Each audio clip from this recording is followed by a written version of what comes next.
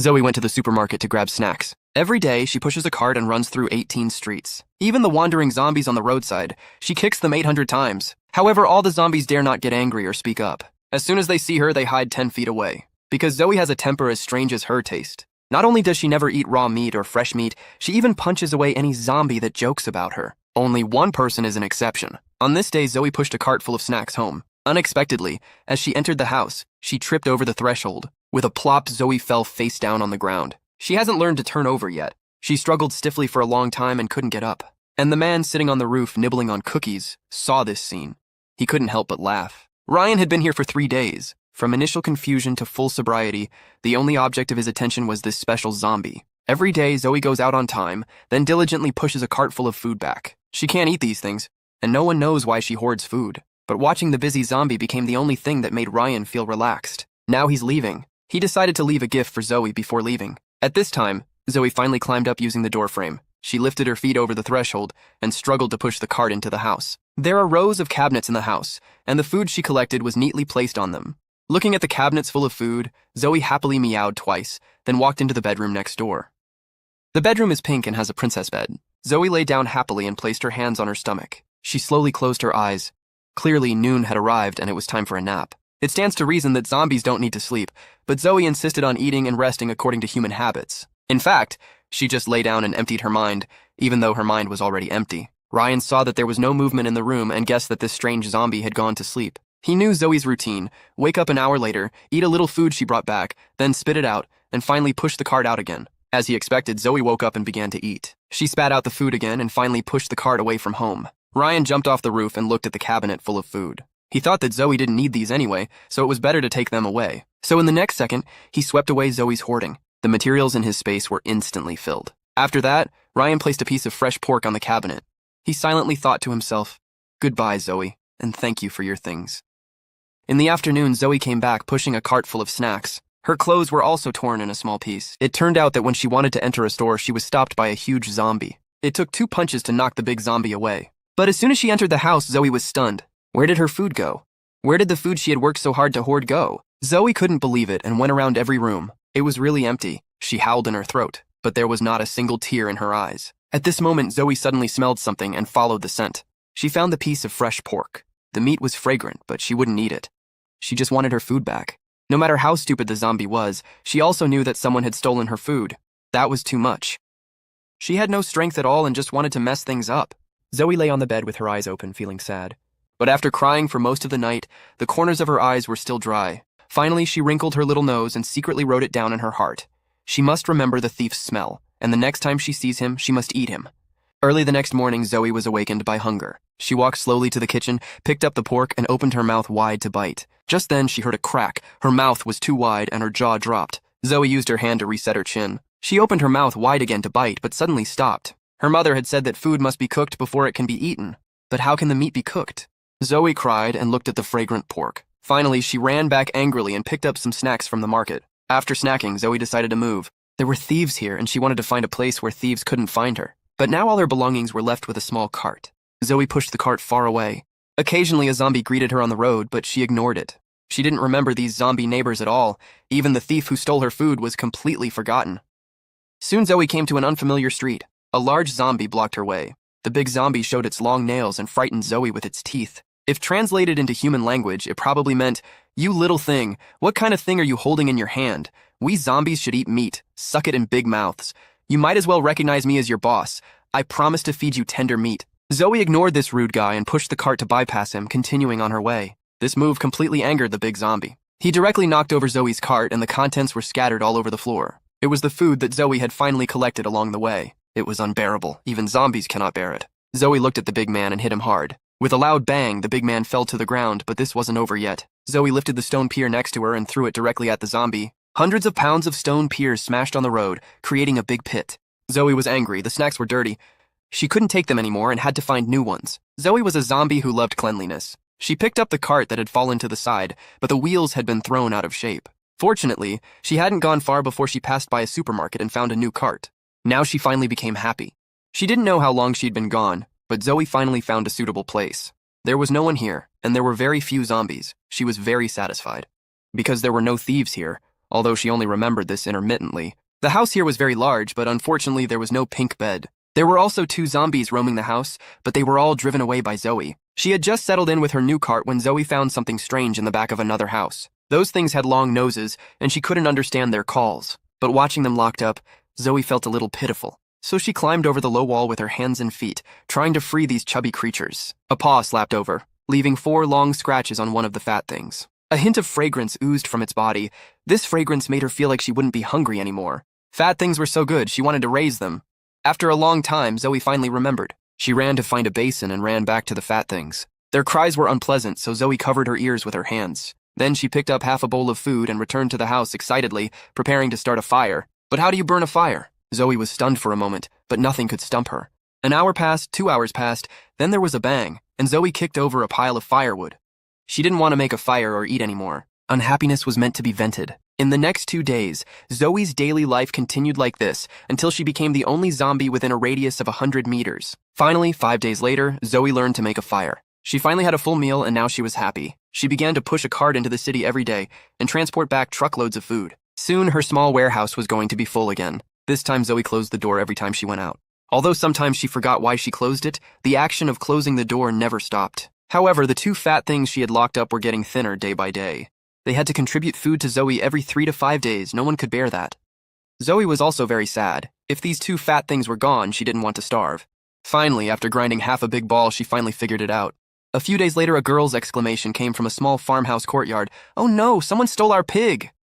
As soon as the sound fell, a man quickly climbed onto the roof through the window. Then a familiar figure appeared. How could she be here? Zoe was seen staggering forward with a piglet in her hand. From behind, it was impossible to tell that she was a zombie, but Ryan still recognized her at a glance. After all, he had squatted in Zoe's house for 3 days and 3 nights and had emptied all her food hoarding. It seemed that she had never eaten people, otherwise she wouldn't have stolen pigs. Ryan suddenly became more interested in this zombie. At this time, Zoe was running all the way excitedly. After returning to her residence, she put the newly stolen piglets together with the 2 skinny pigs, then went to take a nap with peace of mind. Ryan followed her all the way to an abandoned pig farm. He accurately found Zoe's warehouse from among a group of dilapidated houses. She actually knew how to lock it. Ryan looked in through the glass and almost dropped his jaw. It was full of food. He hadn't expected that in just over half a month this zombie had collected so many things. At this moment, Ryan felt a chill behind him and decided to dodge. The next second, a boulder slammed into the position where he had just been standing. Ryan turned around and saw the angry zombie with fangs, her eyes staring at him like bells. It was the bad guy who stole things. Zoe clenched her fists tightly. 5 minutes ago, she was still lying in bed feeling great, when suddenly she caught the scent of a human. And this smell was somewhat familiar, like that grain thief. The little zombie suddenly jumped up from the bed, full of fighting spirit, ready to get revenge. But then she saw the thief staring at her warehouse. This bad guy was trying to steal her grain again. The little zombie was so furious she was about to explode. She directly picked up a big rock from the ground and threw it at him. Her facial expressions kept changing, sometimes angry, sometimes sad. She roared and raised her claws, putting on a threatening posture. Although Shen Yan couldn't understand what the little zombie was yelling, he could tell she was cursing fiercely. This made him even more interested in this zombie. It was the first time he had ever seen such a reasonable zombie. Not only did she not pounce and bite when she saw a living person, but she just stood there yelling insults. Roar, roar, roar. The little zombie didn't listen, nor could she understand. She just kept baring her teeth at him. But in the next second, Ryan took out a piece of meat from his space. Zoe immediately stopped moving, and her eyes were instantly attracted by the meat. She couldn't help but swallow her saliva, if zombies had saliva, but she still didn't let her guard down. This bad guy definitely wanted to trade a piece of meat for her entire warehouse of food. She was a smart zombie, so she wouldn't make such a bad deal. "I found that you've become smarter," Ryan said, a little surprised. Unexpectedly, in just half a month, Zoe's movements had become a lot more flexible. Her brain was also better than before. Suddenly, he thought of a possibility, and his expression instantly turned cold. "Are you eating people?" Who knew that Zoe would be angrier than him? This villain not only stole her things, but also slandered her for eating people. She yelled as if to say, "You're the one who eats people! Your whole family eats people!" Zoe's expression was too ferocious, and Ryan miraculously understood what she meant. "If you don't eat, you don't eat. Why are you still scolding?" After saying that, he stopped teasing the zombie. In fact, he was here to help chase the piglets. Unexpectedly, Zoe directly opened her arms and stood in front of a house. Ryan instantly understood. He stepped over and raised his hand to press Zoe's head. But he didn't expect that Zoe's strength was not small. As soon as she raised her hand, she pressed back. Ryan used 80% of his strength to hold her down. Hearing this, Zoe froze. This person had stolen her food, and now he was pressing her head. How could this be? The angry zombie burst with potential in an instant. She opened her mouth wide and was about to bite Ryan's wrist. But before she bit down, a fragrance she smelled from him made her hesitate. Zoe suddenly didn't want to bite anymore. Instead, she stuck out her tongue and licked it. It was so fragrant. This strange move made Ryan shiver. He quickly withdrew his hand. It was still a zombie. Ryan already knew zombies very well. No matter what kind of zombie it would instinctively pounce on people when it saw them. Only this zombie was not interested in eating people, only obsessed with collecting useless things, like a little hamster. Ryan took out a bowl of meat from his space. The rich fragrance instantly brought Zoe back to her senses. This also made Ryan more sure of his guess. The zombie still retained human habits and rationality. He walked to the side with the meat, and Zoe followed, staring straight at the meat, a proper glutton. Ryan put down the meat, and Zoe immediately pounced on it to eat. He looked at the room behind Zoe and couldn't help but twitch the corners of his mouth. He finally knew why Zoe had stolen the piglets. How did she raise pigs to be so skinny? The two big pigs were already thin, lying down and barely eating, and the newly stolen piglet was left aside. Ryan snatched the piglet and turned away. His heart was full of speechlessness. He had fought with zombies countless times, but this time it turned out to be to grab a pig. Fortunately, he had chased after it. If it had been his teammate instead, he might have actually screwed out Zoe's brain. At this moment, a burly man greeted him. "Brother Ryan, let me hold that. Go eat quickly." Luke took the piglet. "It's nothing, just a small matter. With this lesson, the other party definitely won't dare to come again." For several days in a row, their meals would always disappear inexplicably, especially the meat. Could it be that there were other survivors nearby? "I'll seal the doors and windows later," Luke said. "I feel like the food theft is nearby. But now the world is unpredictable and we must be more vigilant."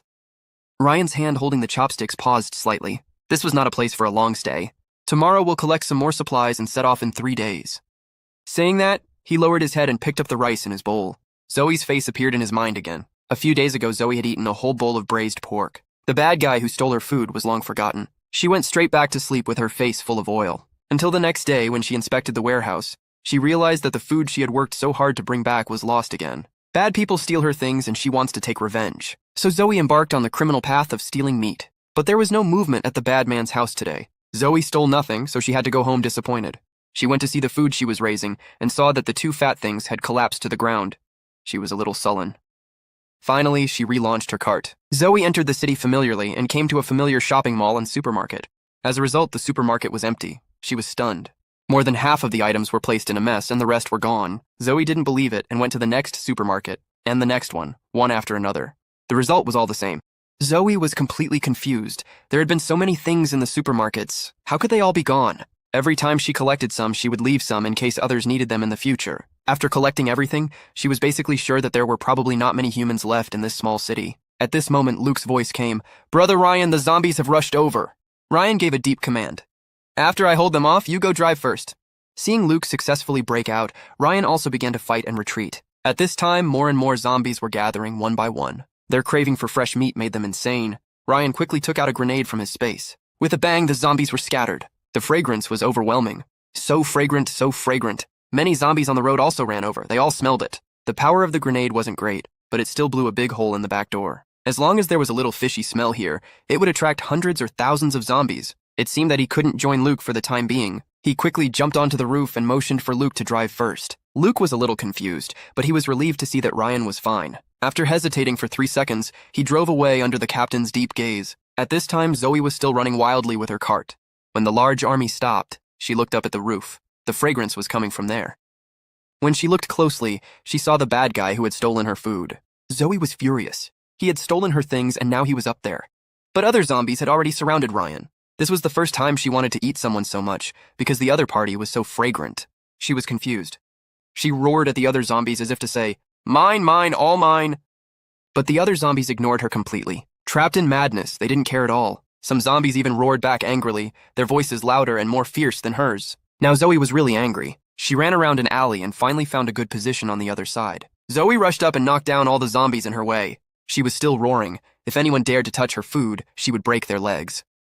Then she pushed her cart to the wall and started yelling toward the roof. The roar carried far into the night.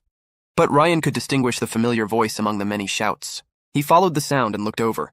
Sure enough, he saw Zoe jumping by the wall. A dilapidated cart was pressed against the wall by her. While jumping, she didn't forget to drive away the other zombies that came over. When Zoe saw Ryan, her gray eyes seemed to brighten a little. She showed her small fangs and smiled, enthusiastically patting the cart. She wanted him to jump into the cart.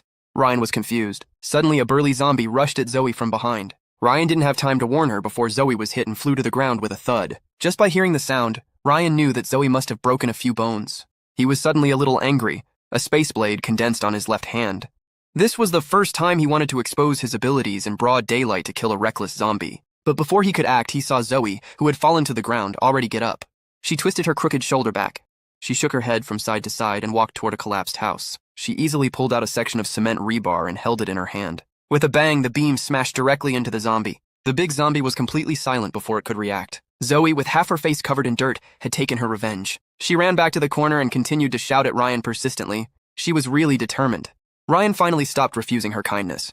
He jumped into the cart, and before he could stand still, Zoe pushed the cart and ran quickly. The zombies that had managed to climb onto the roof were stunned. The zombies on the ground chased after the smell. If there were still survivors in the city, they would definitely see a miracle. A large group of zombies behind and a man sitting leisurely in the cart while a girl pushed it at full speed. From time to time, the number of zombies grew too large. Fortunately, Zoe ran faster than the other zombies and never got tired. Soon she pushed Ryan far away, and the zombies behind stopped chasing. Because the fishy smell on Ryan's wrist finally dissipated, however, Zoe nearby could still smell it clearly. Finally, one person and one zombie arrived at a single courtyard. The lock on the door wasn't big and there was a layer of dust. She kept pushing Ryan into the house, but the steps blocked the cart. She tried several times but couldn't get through, so she had to look at Ryan with sparkling eyes. Ryan quickly got out of the car and walked into the house with interest. As expected, this was also a warehouse for Zoe. There was a lot of food piled up on the ground. People could live here and not worry about food and clothing for most of the year. It just wasn't as neat as before. Things were all placed randomly. It was probably a temporary resettlement site. Ryan looked at these things and always felt sorry for Zoe's efforts if he didn't take them. But as soon as he turned his head, he saw Zoe holding his wrist. There were a few words written on her face. "Let me take a bite." It turned out that Zoe had brought him back to eat him. The corners of Ryan's lips curled into an imperceptible arc. He decided to teach the zombie a lesson. He stretched out his hand toward the food, and the room that was originally full was instantly empty. Zoe was stunned for a moment. Her small mouth opened into an O shape.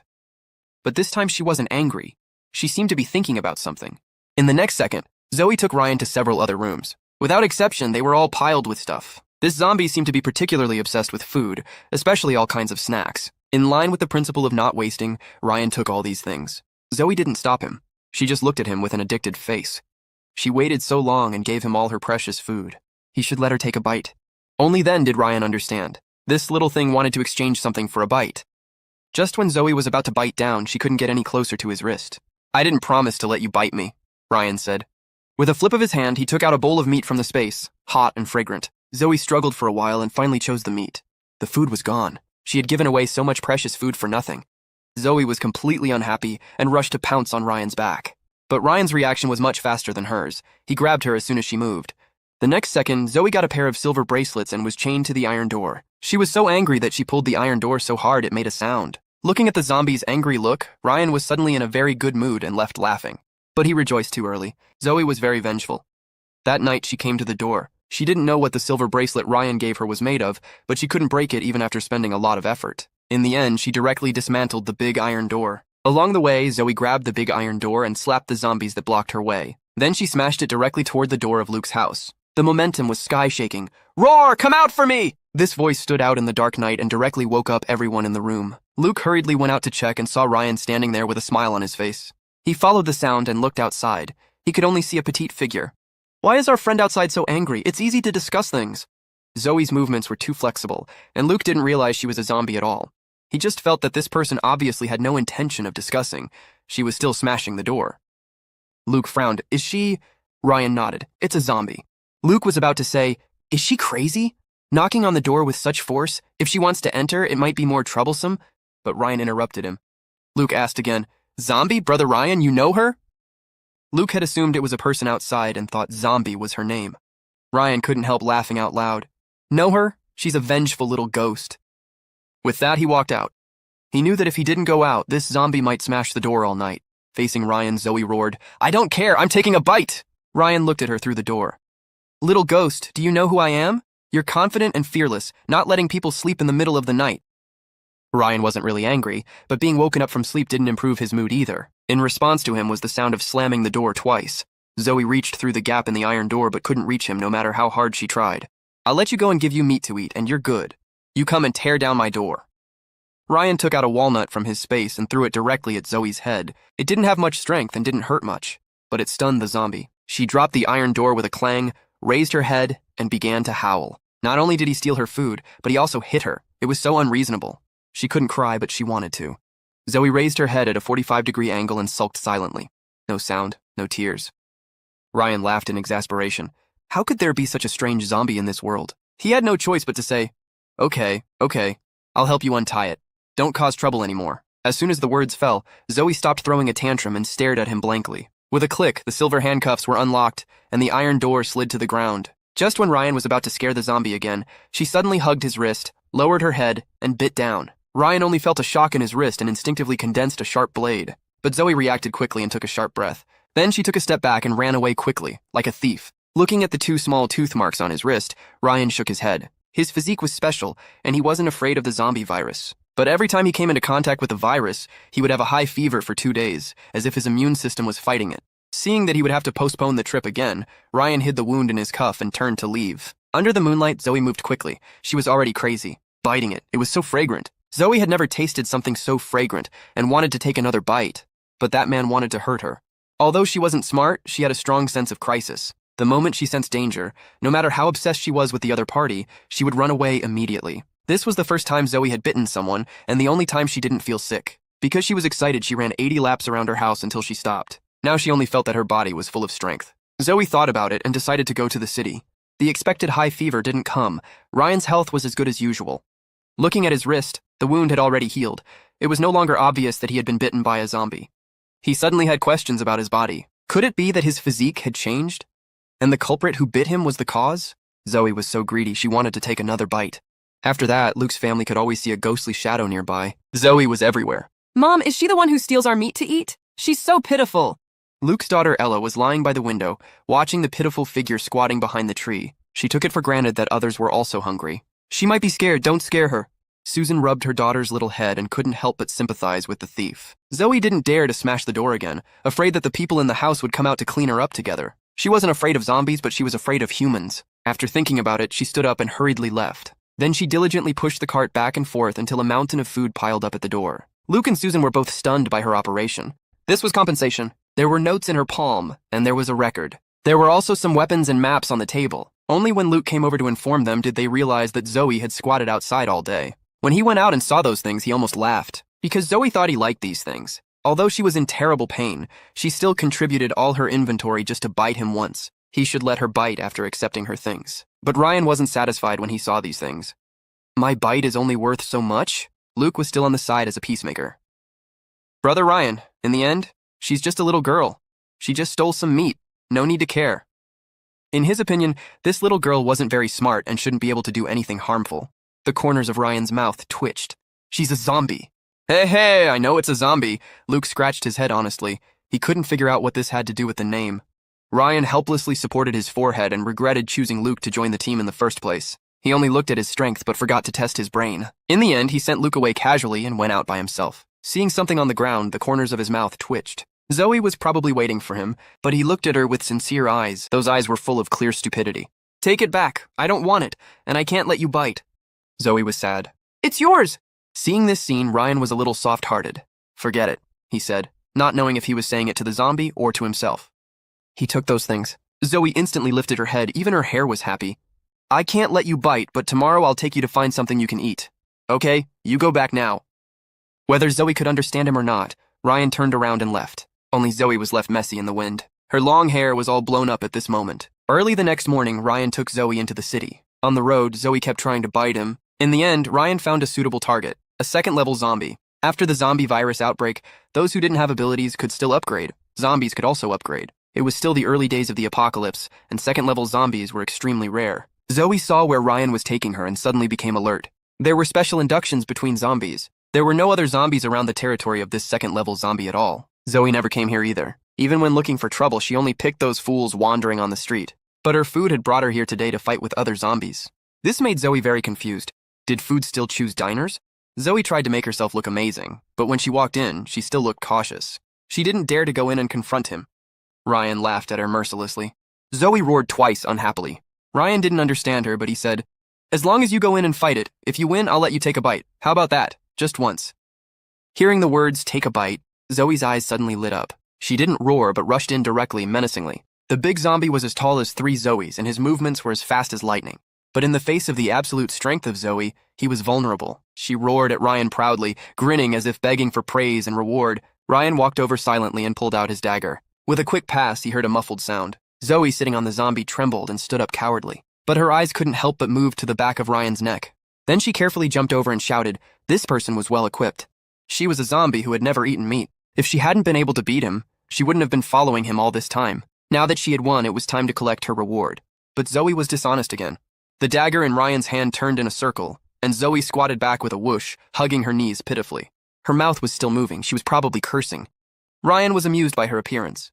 He washed the crystal core of the big zombie and handed it to Zoe. The crystal core contained special energy. It could not only help those with special abilities advance, but also allow zombies to devour and absorb it to upgrade.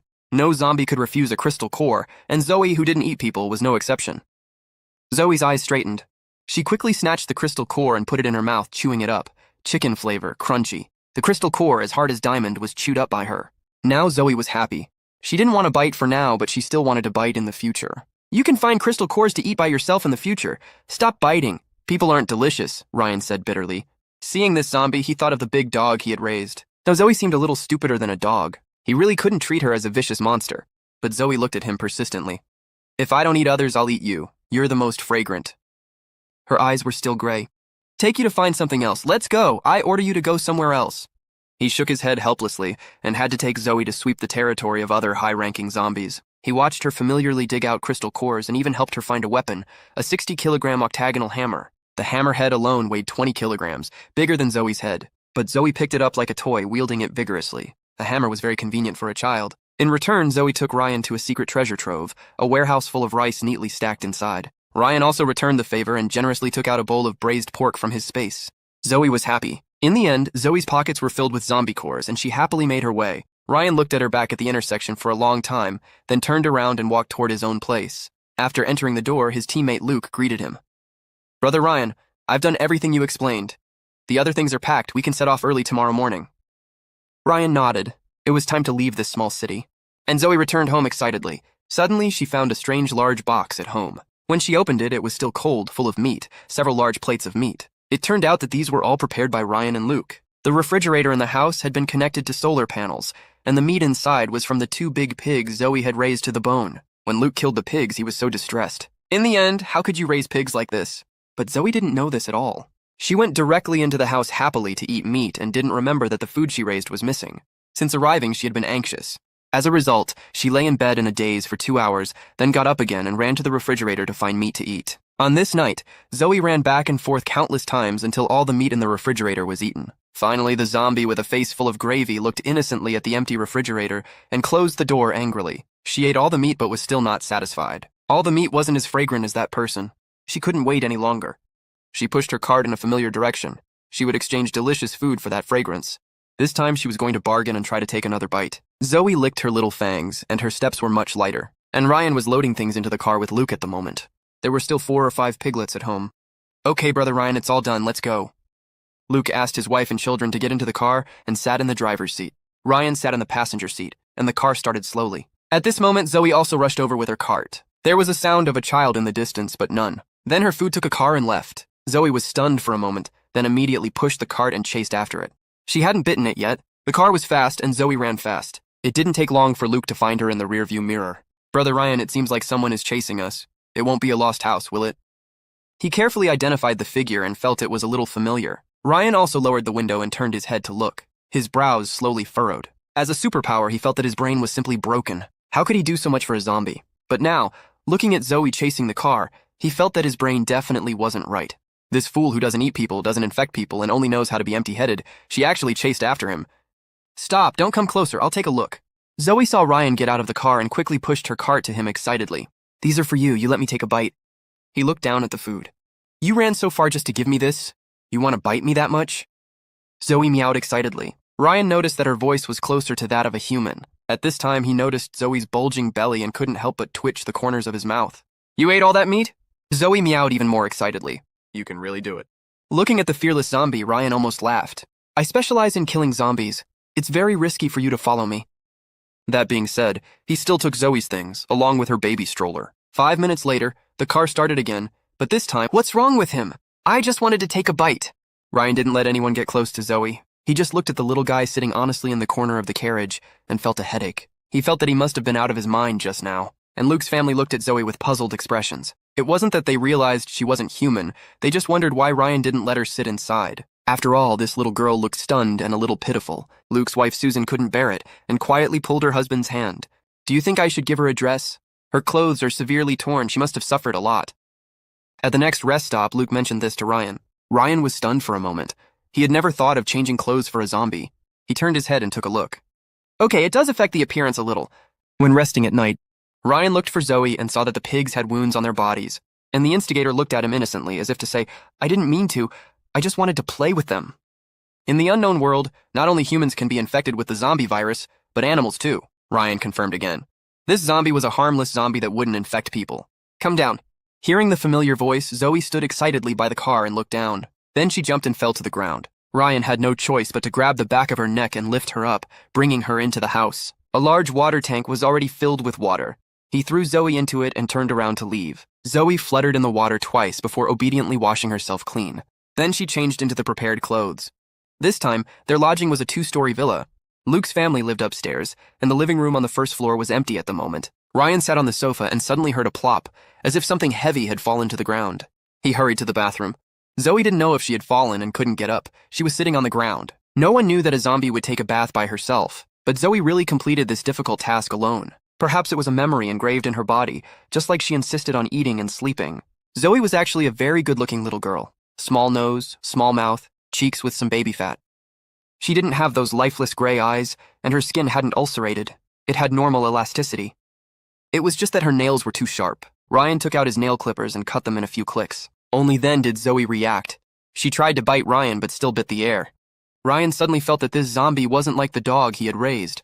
She was more like a cat with a bad temper. 2 minutes later, Zoe was put on a mask and had her wrists checked. Because she was wearing a mask, even her roar changed tone. The corners of Ryan's mouth twitched. He felt that this zombie had a kind of brainstem missing.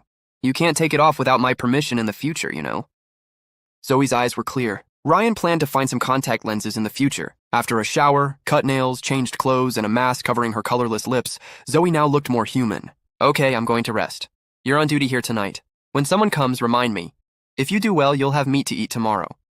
Ryan took out a huge alarm clock in his hand and looked at Zoe ruthlessly. Using a bowl of meat to hire a powerful bodyguard, no matter how you looked at it, this deal made money. He didn't know if Zoe understood, but she sat honestly at the door, her eyes staring like bronze bells, with an octagonal hammer in her hand. She only had one thought in her heart, eating meat. A simple zombie just wants to eat meat. However, the night was very calm. There were no zombies or people. Zoe waited honestly. In fact, Ryan didn't sleep that night. He just closed his eyes to recuperate. How could he be relieved to let a zombie keep vigil? But he was very satisfied with Zoe's performance. She really kept watch like an old soldier. The next day, Ryan fulfilled his promise and gave Zoe a small bowl of meat. After she finished eating, there was another circle of gravy around her mouth. Ryan couldn't bear it. He rudely wiped her mouth, then put the mask back on. Later, he found that the mask was like a seal. When not wearing it, Zoe would try to bite him. After putting it on, she was completely honest and didn't open her mouth at all. The next day, Luke and his wife met the washed zombie. They hadn't expected that the person who was as dirty as a dumpling before was actually such a good-looking little girl. Their daughter, Ella, was even happier. She pulled Zoe to call her beautiful sister. But Zoe didn't respond. Finally, everyone got into the car. Zoe gasped and sat in the car with her knees depressed. She sat in the back of the car for 2 days. Ryan still didn't let anyone get close to her. He only explained that Zoe had a very normal brain, had a lot of strength, and loved to beat people. Luke and Susan both thought she was a little girl who had been traumatized after the apocalypse. They didn't think about zombies at all. This girl is quite pitiful. Do you think I should send some food over? On this day, Susan cooked instant noodles with vegetables and poached eggs. It looked delicious. Luke scratched his head. But Brother Ryan told us not to get close to her. Then bring an extra bowl to Brother Ryan. You can't let him go hungry. At this time, Zoe was also looking at them. She squatted in the back of the car, staring straight at the food, not blinking for a long time. It smelled good. Zoe could smell the fragrance. Although it was different from what she wanted to eat, it was still very fragrant. She slowly climbed out of the car and squatted on the grass, continuing to watch. She was still holding her baby hammer in her arms. This octagonal hammer had been soaked for half a day yesterday before she got it back from that hateful human hand. Ryan came over with 2 bowls of noodles. You're doing well. They specially prepared noodles for you. Can you eat them? Ryan clearly knew that Zoe couldn't eat them, but he deliberately teased her and put the bowl in front of her. It smelled so fragrant, it smelled like meat. Zoe couldn't hold back and directly reached out, grabbed a handful of noodles and stuffed them into her mouth. It obviously had a meaty taste, but it tasted so bad. The poor zombie still didn't know what technology and ruthlessness were. What was even more infuriating was that Ryan looked at her uncomfortable expression and couldn't help but laugh. Zoe had nothing to eat and this bad guy wouldn't let her bite him. She didn't want to follow him anymore. What's wrong, angry? Zoe ignored him and turned silently to face Ryan with her back to him. She was unhappy, it was certain. Ryan had long discovered that Zoe could only eat meat and would vomit when she ate anything else. But she didn't seem to know that, and she stuffed some messy things into her mouth. He guessed she thought she was human, but Zoe endured it and didn't pick it up. She was still angry. Ryan looked at her tangled expression and wanted to laugh. In the end, he picked it up and tore open the packaging bag himself. As a result, the next second, Zoe snatched it and stuffed the whole bag into her mouth. Probably because she thought it was delicious. Her small mouth was stuffed to the brim, her cheeks bulging. Unpromising, Ryan smiled and shook his head. He quickly ate the noodles in the bowl and left with 2 empty bowls. Zoe swallowed the jerky in her mouth and continued to squat in a daze. At this time, Luke's daughter Ella also finished eating and ran to play near Zoe. She was very obedient and didn't approach. She just tilted her head to look at her from a distance. Sister, why don't you eat the noodles my mom made? They're delicious, the girl said in a milky voice. At this moment, Ryan was sitting on the roof of the car. As long as Zoe showed any tendency to attack, he could stop her immediately. He was interested in her. He also tilted his head to look at them, his eyes innocent and ignorant. Sister, you can't talk? The girl continued. But Zoe still didn't make a sound. She just turned her head to the other side. This sister is so strange. But the moment she turned around, Zoe suddenly stood up. She directly pulled out her weapon. Ryan stood up suddenly but didn't move, because the octagonal hammer passed over the little girl and fell behind her. With a crash, it was like a flower exploding, and the sunlight scattered. At this time, Luke, who was shocked, quickly ran over, took the child back, and handed her to Susan. Ryan also jumped out of the car and walked into the grass. He found that there was indeed a broken animal carcass hidden inside. Its head had been smashed by a hammer. Looking at the body shape, it should be a zombie lizard. The zombie lizard didn't know how long it had been hiding there. Even Ryan didn't find it, but Zoe was the first to notice. Luke was seeing a zombie animal for the first time, but he couldn't be surprised at the moment. This thing had been so close to the child. If Zoe hadn't found it, the consequences would have been dire. Zoe stood calmly in the other place. The human cub was very cute, and her eyes were very innocent. The gray eyes looked like a pair of bright gray glass in the sunlight. Ryan handed over the octagonal hammer. The mucus on the hammerhead had already been washed away by him. Well done, keep up the good work. Zoe was happy. 80% of the reason Ryan brought her along was because of this moment. But he also thought carefully after the impulse. This zombie who didn't infect people was not only simple but also strong. A bowl of meat could coax her well, and she was definitely a rare comrade in arms. And he had a fatal attraction to her. With this alone, Zoe would never betray him. At most, she would charge him. It was just that this zombie was too stupid. She really bit when told. It was just a light bite, not even sucking. At this time, Susan and Luke had comforted their child and came to thank Miss Zoe. Ryan almost sprayed out the water in his mouth. Miss Zoe! Let's make meat tonight. She likes to eat meat. Okay, Luke quickly agreed.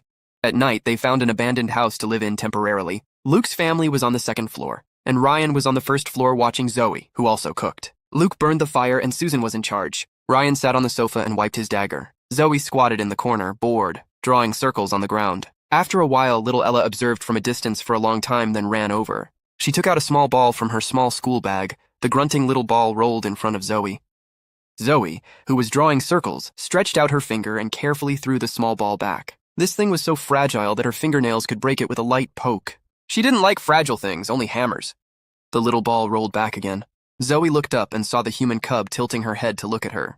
There was also a ball at her feet. The human cub was playing with her. Zoe felt as if she had become smarter, so she stopped drawing circles. She slowly stood up and tried to kick the ball with her feet. After a while, in a small space, Zoe played football. The emergency lights in the room weren't bright, but they illuminated this scene very warmly. Even Ryan put down his dagger and looked over. He saw that Zoe was a little flustered. Her stiff legs ran fast.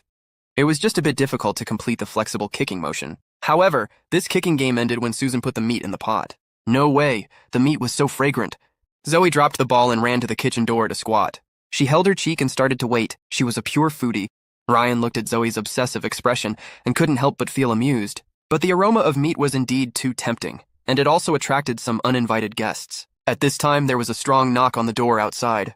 Brothers inside, open the door. We're good people. We just smelled the meat and wanted to come over and exchange some meat to eat. There were at least 5 or 6 people from the sound of it. Luke glanced at Ryan. and when he saw him shaking his head slightly, he immediately responded, "Sorry, we don't have much meat either. I can't exchange it for you. You should go back." But the people outside obviously didn't plan to give up. "Don't be so stingy, brother. It's convenient to go out. Just split half with us."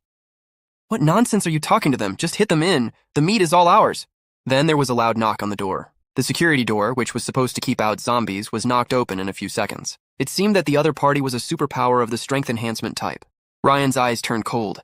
In the sound of the iron door crashing to the ground, a group of people rushed in. They saw the meat stewing on the stove and Zoe squatting by the pot, lost in thought. "Brother, this is a bit inauthentic." After settling his daughter down, Luke walked out of the room, his face darker than the bottom of the stew pot. And Zoe wasn't interested in the surrounding commotion. She only raised her eyes when the human cub left, then continued to stare at the meat in the pot. Her mind was full of one thought: it smells so good. Why can't she eat it yet? Thinking this, she looked up at Ryan. "Someone came to steal your meat," Ryan said with a smirk. These words were like a thunderbolt to Zoe. Someone actually dared to steal it? That was the meat she had been waiting for a long time. Zoe stood up anxiously. This group of people saw Zoe's appearance. This little girl looked quite good. But they didn't act rashly, and were still testing the strength of Luke and Ryan. Ryan winked at Luke, meaning to ask him not to interfere. It seemed Ryan had arrangements. Luke turned around obediently and left, intending to check if his daughter was frightened. But this move gave those people the wrong signal. They thought he was backing down. "That's how it should be. Don't worry, we don't want it ourselves. We'll send you some good goods later. Let's exchange them." The leading man's bad words caused the people around him to smirk. They clearly misunderstood. Looking at Zoe's crumpled clothes and messy hair, they actually regarded Ryan and Luke as people like themselves. Ryan had seen this kind of garbage many times before, and the good goods in their mouths were the women they had captured along the way. "What goods do you want to exchange? I don't want defective products."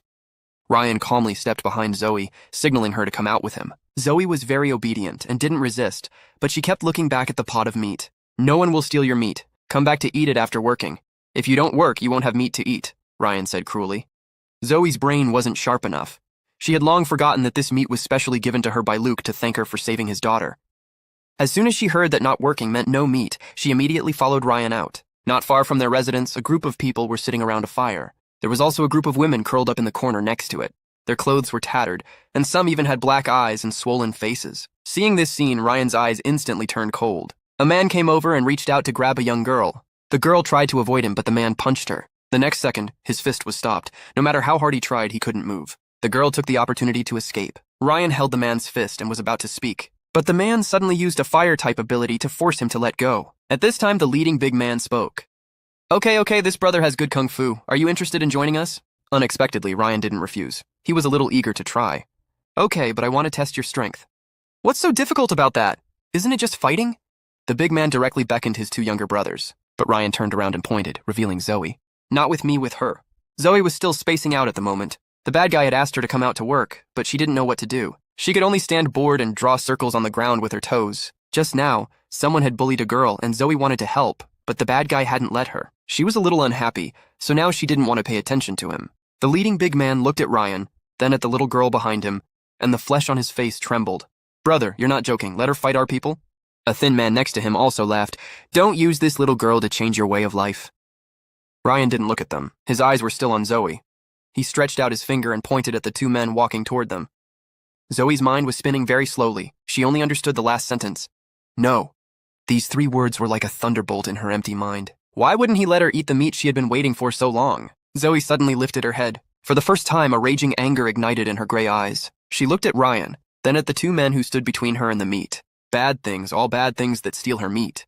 She let out a low growl from her throat. Although her voice was muffled by the mask, the fierceness was undeniable. There was even more ridicule. "Oh, quite temperamental. Big brother, don't talk nonsense with them. I'll catch the chick first." The previous fire-type superpower rubbed his hands and walked over with a smirk. An orange-red flame lit in his palm. "Little sister, play with brother." Before the voice faded, the petite figure moved, more like a shell out of a chamber. Zoe didn't know any moves. Her only tactic was to rush over and smash what was in front of her. With a bang, the heavy octagonal hammer, carrying the sound of howling wind, with a violent posture completely mismatched with her small size, hit the chest of the fire-type superpower. The smile on his face froze. He lowered his head in disbelief and looked at his sunken chest. The audience was silent. Even the crying of the group of women stopped. Even the smile on the arrogant villain's face froze. "You killed him!" a thin, tall man shouted, pointing at Zoe. Zoe ignored him. She just pulled the hammer out and put it on the ground. Then she tilted her head and swept her gaze over the rest of the people, as if picking her next target. "Go up together!" the big man finally snapped out of his shock. The veins on his face bulged as he roared angrily. The remaining two younger brothers immediately rushed toward Zoe. Ryan stood in place, even folding his arms like a spectator. Zoe's actions were simple and violent. A man at her feet swung his weapon and she didn't even look, just grabbed her hammer and swept it away. With a crack, the person flew out, crashing into the wall in the distance with no movement. Another tried to sneak up from behind, but Zoe seemed to have eyes on the back of her head. She suddenly turned around and the hammer swung up from below. The man fell backward. In just a few breaths, 4 people were down. Now, looking at the zombie carrying a huge hammer but extremely petite, fear appeared in the leader's eyes for the first time. "What kind of monster are you?" he roared fiercely. Ryan then slowly stepped forward and patted Zoe's head. "She's a child who's hungry and wants to eat meat." Zoe raised her head very cooperatively, making a purring sound through the mask. She looked at Ryan with bright eyes, as if to say, "Can I eat meat after I finish fighting?" The big man's face turned blue for a while. He knew he had kicked an iron plate. He gritted his teeth. "Fine, you're ruthless. We admit defeat today." After saying that, he turned around and tried to run. "Did I let you go?" Ryan's voice sounded faintly. The big man's figure stiffened. He suddenly turned around, a fierce light in his eyes. "Don't push me." The muscles all over his body instantly swelled, tearing his clothes. He had pushed his power ability to the limit. Ryan just wanted to ask. His eyes passed the big man and landed on the women huddled in the corner. "Where did you get them from?" "It's none of your business," the big man roared angrily. The ground cracked under his feet and he charged toward Ryan like a raging bull. He thought, "This man is the real leader. He'll take down this little monster first." But he was a little too slow. Protecting food is an instinct engraved in Zoe's DNA. Her small figure instantly stood in front of Ryan. She raised the octagonal hammer and smashed it down at the big man. With a boom, the hammer and fist collided fiercely. The airwaves visible to the naked eye spread out, blowing dust around them. Zoe was knocked back several steps by the huge force. Her arm made a crisp sound, obviously broken. But there was no painful expression on her face. She just shook her head. Her other hand grabbed the free arm and twisted it hard. Click. The sound of the joint resetting made the big man's eyelids jump. "Monster! You're a monster!" he roared, his fists flying like raindrops. Zoe wouldn't dodge. She only took the hits head on. Each blow made her tiny body tremble violently. Her clothes became more tattered, but she never fell. Her eyes were still empty, her movement still stiff. But that fatal ruthlessness made the powerful superpower feel palpitations. Zoe roared and didn't retreat. She crashed into the big man's arms. The big man was stunned for a moment, then laughed and closed his arms suddenly. He was going to squeeze this little monster alive. But at this moment, he felt a chill in his stomach. Zoe's octagonal hammer was gone. She had thrown it away. Her hands, which had just been trimmed by Ryan, were now like iron tongs. The big man's power instantly leaked. He looked down at the 2 small hands on his abdomen, his eyes full of astonishment. Zoe raised her head, her gray eyes close to his face, and opened her masked mouth as if trying to bite him. The big man's psychological defenses completely collapsed. He let go and stumbled backward, pointing at Zoe, then at Ryan. "Devil, you're the devil." He turned and tried to crawl away, but a hand quickly rested on his shoulder. "Where are you going?" Ryan's voice was very soft, but it sounded like a whisper from hell. The big man's body stiffened. He turned and threw a punch at Ryan's face. Ryan tilted his head slightly and dodged the powerful punch. His hand was still on the big man's shoulder. His 5 fingers slowly tightened. Click, the sound of bones shattering. The big man grunted and cold sweat instantly soaked his back. "Who are you? Who are you?" "Just a passerby," Ryan said lightly. He glanced at the small figure that had already turned and was walking toward the meat pot. That small figure was covered in dirt, but looked like a child who had won a battle and was waiting for a reward. Zoe looked back at him as if to say, "Can I eat now?" "Wait!" Ryan dragged the big man over by the collar. "I ask, you answer, why are you here?" The big man completely collapsed and gave up struggling. "We came from the north, heard there was a lot of supplies here." "And these women?" "They were caught on the road." Ryan didn't ask anymore. He stood up, took out his dagger, and turned it on his fingertips. The cold light flashed. The big man's pupils contracted violently, then lost their brilliance forever. Ryan wiped the dagger clean and put it back into his space. He walked over to Zoe. Zoe was looking anxiously at the meat pot. If she had saliva, she would have been drooling. "You can eat it." As soon as the words fell, Zoe cheered and reached her hand directly into the pot. He pulled out a whole bowl of meat and poured in a basin. Then she buried her face in the basin and let out a satisfied purr. Susan and Luke finally dared to come down from upstairs. Seeing the mess all over the floor, Susan's face turned pale. But she still endured the discomfort and went to the corner to soothe the frightened women. Luke walked to Ryan's side, his voice a little dry. "Brother Ryan, these people... just some garbage," Ryan said lightly. He looked at Zoe, whose face was full of oil, and his mood inexplicably improved. This little thing, although her brain wasn't sharp, was indeed a powerful thug. It was worth a pot of meat for such a clean sweep. After dealing with this, he turned around and walked toward the group of frightened women. You are free now. You have two choices. One is to stay here. The food here is enough for you to eat for a while. The second is to take some food and water and leave. Find a new place. A woman gathered her courage. Can we follow you? Ryan shook his head. We have our own way to go. He couldn't bring so many people. His words were cruel but true. In the unknown world, kindness is the cheapest and deadliest thing. He could save them once, but he couldn't protect them forever. In the end, the women chose to take the food and leave. They bowed deeply to Ryan and Luke, then disappeared into the darkness without looking back. Luke watched their backs and sighed. Brother Ryan, they might not make it. It depends on their luck. No one could sleep peacefully that night. Luke and Ryan took turns keeping vigil. Only Zoe had eaten and drunk her fill. She found a corner, held her hammer, leaned against the wall, and fell asleep. Early the next morning, Ryan got up before dawn. He walked up to Zoe, who was still sleeping, and kicked her leg gently. Get up, time to go. Zoe opened her gray eyes and looked around blankly. She stretched her waist and her bones crackled. Then she saw Ryan, her eyes brightened. She sniffed his wrist, it was so fragrant, she wanted to bite it again. Ryan held her head and pushed her away. Calm down. He took out a piece of jerky from his space and stuffed it into her mouth. Zoe immediately opened her eyes wide and smiled, hugging the jerky and gnawing on it. The car was back on the road. This time it was much quieter in the carriage. Luke's daughter Ella looked out at the scenery. She seemed to have forgotten what happened last night. For Zoe, it was just a job she had to do to earn meat. At this moment, Zoe was like an emotionless tapping machine, holding her octagonal hammer bigger than her own head, banging it at a walnut. The walnut directly smashed a shallow pit into the steel plate below. The hard walnut kernels were crushed into powder and drifted away in the wind. Zoe widened her eyes. She looked at the empty iron sheet, not understanding where her snack had gone. She was annoyed and squatted down to start drawing circles. Her masked mouth made a muffled chirping sound. Ryan sat in the passenger seat and twitched the corners of his mouth, watching the scene in the rearview mirror. This was already the 17th walnut she had smashed. Brother Ryan, is she hungry? Luke, who was driving, glanced in the rearview mirror and saw sympathy on his honest face. Why don't I stop the car and get her a steamed bun? Leave her alone. She's not hungry. Ryan leaned back in his chair, playing with a military dagger in his hand. There was a hint of shrewdness in his lazy eyes. Giving her steamed buns would be a waste. She's very picky. Except for meat, everything else gets spit out. At this moment, a sharp brake sound rang out. The off-road vehicle stopped suddenly.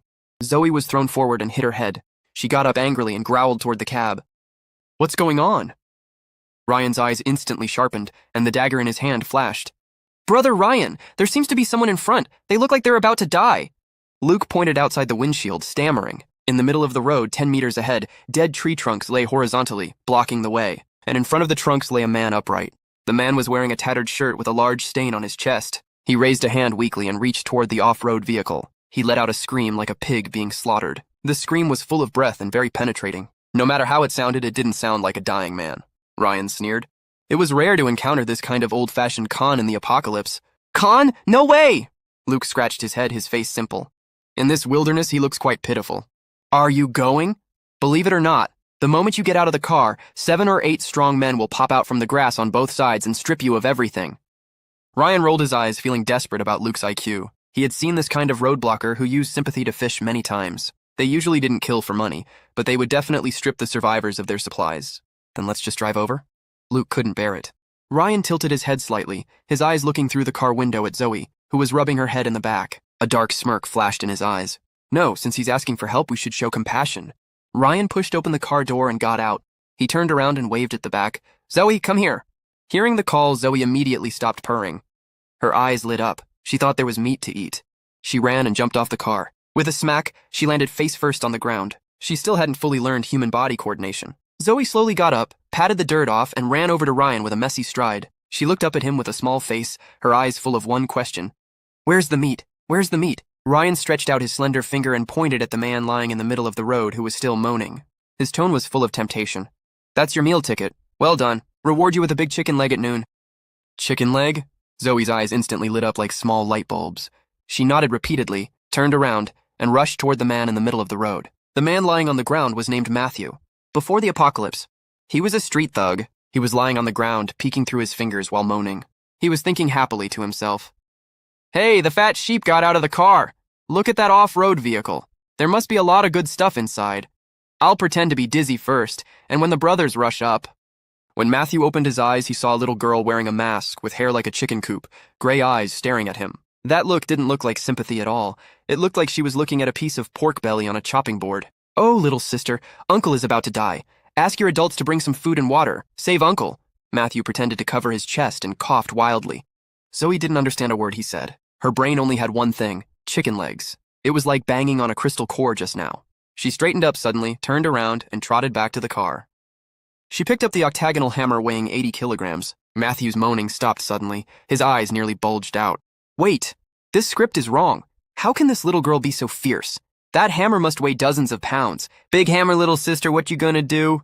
"Retreat!" Matthew was so scared his voice cracked. He tried to crawl backward with his hands and feet. It was too late. Zoe, for her big chicken leg, smashed the hammer down without hesitation toward Matthew's chest. "Oh my God, close call." Matthew burst out with a survival instinct beyond human limits. He performed an extremely indecent salted fish flip and rolled half a meter away. Boom! The ground was smashed into a basin-sized pit, with cobweb-like cracks spreading all around. Matthew looked at the deep pit and felt a warmth between his legs. If that had hit his chest, he would have been cremated on the spot. Even the ashes could be saved. Matthew's friends, hiding in the grass, saw this and panicked. They were originally a rabble holding a few broken wooden sticks. The scene just now scared them so much that they threw their sticks and scattered like frightened birds. Roar! When Zoe saw her prey run away, she stomped her feet anxiously. Holding her hammer she was about to chase, her chicken legs were getting away. "Come back!" Ryan's lazy voice came from behind. Zoe braked sharply and looked back at Ryan eagerly. Her grievance was about to bubble over. "Okay, good job. The road is clear." Ryan walked to the pit and kicked away the pack of tomato sauce that Matthew had dropped. He took out a plastic braised chicken leg from his space and shook it in front of Zoe's eyes. Zoe immediately threw away the hammer and pounced on it. She bit into the air. Ryan moved his wrist and the chicken leg dodged. Zoe was stunned. Her big eyes quickly filled with accusation. "You liar! If you don't take off your mask, how will you eat?" Ryan looked at her amusedly. He reached out and hooked the mask strap behind Zoe's ear and pulled it gently. The moment the mask fell, Zoe opened her mouth and went straight for Ryan's wrist. Ryan was quick and slapped her on the head. Zoe was pressed down by his hand, her hands waving in the air. Her muffled voice came out. "It's so fragrant. What were chicken legs compared to this human's fragrance?" Ryan mercilessly stuffed the chicken leg into her mouth and put the mask back on. "Go move the trunk away, we're leaving." Zoe, with a mouthful of chicken leg, was instantly conquered by the food. She chewed contentedly and temporarily forgot about Ryan. She held the chicken leg in one hand and nibbled on it, while with the other hand she picked up the tree trunk in the middle of the road and threw it into a ditch dozens of meters away. The movement was as easy as throwing a toothpick. The car started again and continued forward. At noon, they stopped at an abandoned gas station. The zombies here had long been cleaned up by previous survivors. The surroundings were quiet, only the rustling of wind blowing through the dry grass. Susan quickly set up the portable gas stove and started cooking instant noodles. Because of Ryan's space ability, their supplies were very abundant. Susan even added dehydrated vegetables, beef, and precious eggs to the pot. Soon, the rich aroma of meat wafted out. Zoe immediately put down her hammer and ran to the pot. She held her cheeks with her hands and stared at the noodles rolling in the pot with clear eyes. Susan couldn't help but laugh and said softly, like coaxing her own daughter, "Miss Zoe, I'll make you a bowl soon."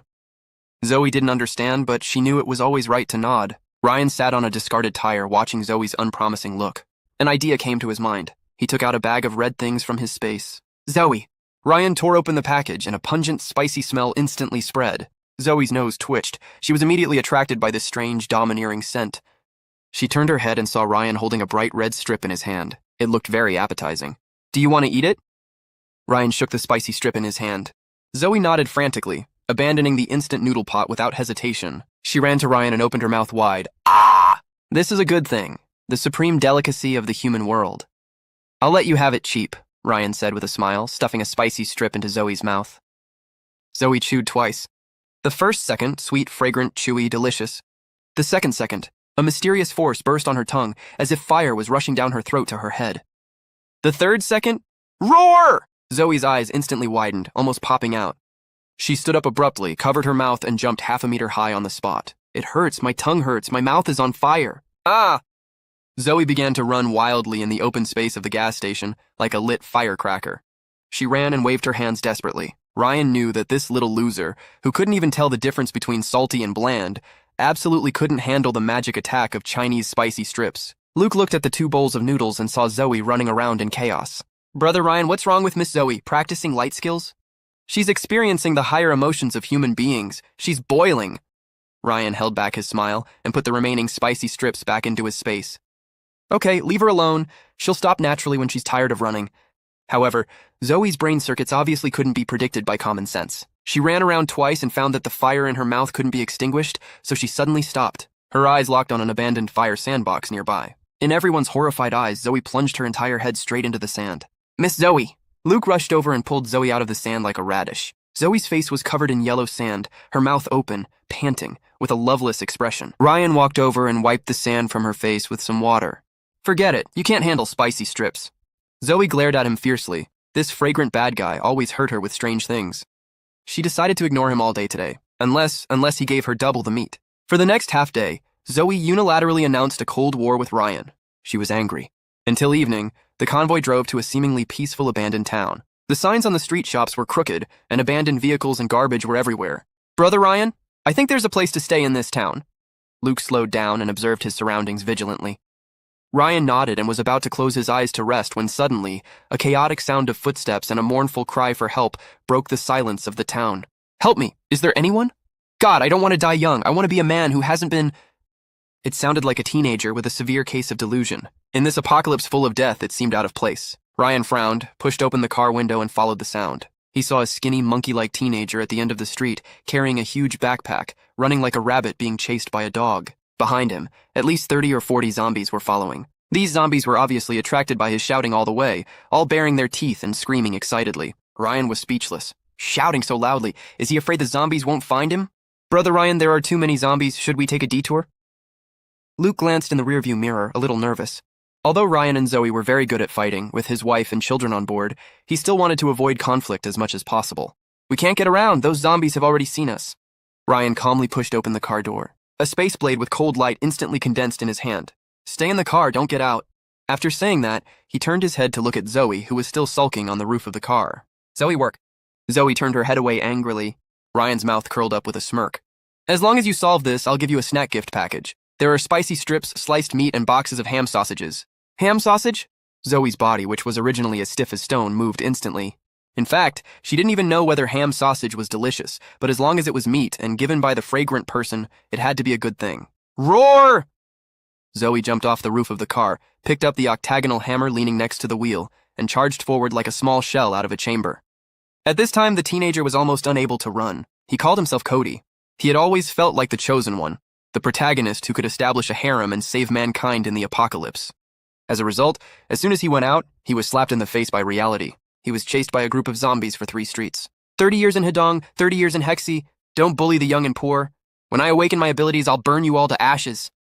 Cody said harsh words while running, but then he tripped over a brick and fell hard. With a bang, the zipper on his backpack broke and the contents scattered everywhere. No weapons, no first aid kits, just snacks, potato chips, cola, and a handful of ham sausages he had looted from convenience stores. A zombie rushed forward excitedly and stepped on a ham sausage, crushing it into meat puree. My food! Cody shouted in heartache. But he was even more heartbroken for himself. The zombie's claws were already close. He closed his eyes in despair. At that moment, a gust of wind blew by, followed by a loud bang. The expected pain didn't come. He carefully opened one eye. The sight before him was unforgettable for the rest of his life. A little girl wearing a mask, holding a huge hammer upside down, had just smashed the zombie that was about to grab him into the ground. Cody rubbed his eyes, thinking he was hallucinating. Before he could react, the little girl had already turned her head and fixed her gaze on the ground where the ham sausage had been crushed. A black resentment visible to the naked eye rose from Zoe. How dare she step on her snacks? Unforgivable. Ryan happened to walk nearby and watch this scene. He supported his forehead. He knew that this group of zombies had provoked the living king of hell today. Zoe's food-protecting instinct was more terrifying than anything else. Zoe let out a muffled, thunderous roar. This time, the mask couldn't stop her anger. She swung her octagonal hammer and turned into a whirlwind that destroyed the world, charging directly into the zombie horde. Zoe didn't care about any moves. She focused on pure strength. A big-headed zombie rushed over on the left. She didn't even look, just swung her hammer. Go! The big-headed zombie spun 800 times in the air like a spinning top, smashing through the roller shutter door of the canteen next door. 3 zombies rushed over on the right. Zoe jumped high. Earth-splitting impact. The ground was smashed into a big pit, and the zombies were planted directly into the soil, 3 heads sticking out. Cody sat on the ground, watching Zoe smash zombies one by one. He was so excited he almost cried. There was no cruelty, only pure, crushing physical dominance. In just 3 minutes, the more than 30 zombies that had been menacing were either hanging on trees, planted in the ground, or stuck in the soil. Zoe stopped panting. She turned around, dragging the heavy hammer to Ryan. She spread her hands like a little bully collecting a debt. Snack gift package, bring it. Ryan smiled and shook his head, keeping his promise. He took out a huge plastic bag from his space, filled with all kinds of snacks, topped with a large bag of ham sausages. Zoe happily took the bag and immediately stuffed a ham sausage into her mouth. She also glanced vigilantly at Cody sitting on the ground, afraid he might try to grab it. "Heroine! Benefactor! Master!" Cody rolled over and tried to hug Zoe's thighs. "Master is above. This disciple bows. Please teach me this set of lowly rock-crushing hammer." Zoe was startled by his dramatic behavior. Ryan stepped forward and pushed Cody to the ground. His eyes were cold. "If you want to live, stay away from her. Where are you from?" Only then did Cody notice Ryan. He immediately realized that this man was the real boss. "Hello, boss. My name is Cody, a freshman at Jiangcheng University. I was heading to the base in the north, but I got separated from the group along the way." Cody explained his details like pouring beans from a bamboo tube. By the way, he flattered like crazy. "Boss, your team looks like it could use a handyman. I can cook, do laundry, and even sing and rap." Ryan looked him up and down. Although this kid was a bit dramatic, his eyes were clear, and he didn't seem to have any bad habits. The team did lack an errand runner. They couldn't let Luke do everything or count on Zoe, who only ate and slept. "Keep up and don't cause trouble, especially—" Ryan pointed to Zoe, who was struggling to tear open a ham sausage package nearby. "Don't steal her food, or she'll plant you in the ground with the zombies."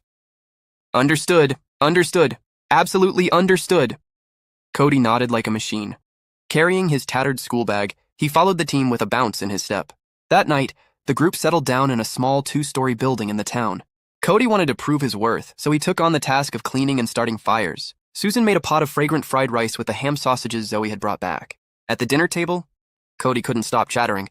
Of course, Zoe only ate the ham sausage inside. All the rice leaked onto the table. Cody couldn't help asking Ryan curiously, "Brother Ryan, why doesn't the fairy sister speak? And isn't it uncomfortable for her to eat with a mask on?" Luke frantically winked at Cody from the side, telling him to drop it.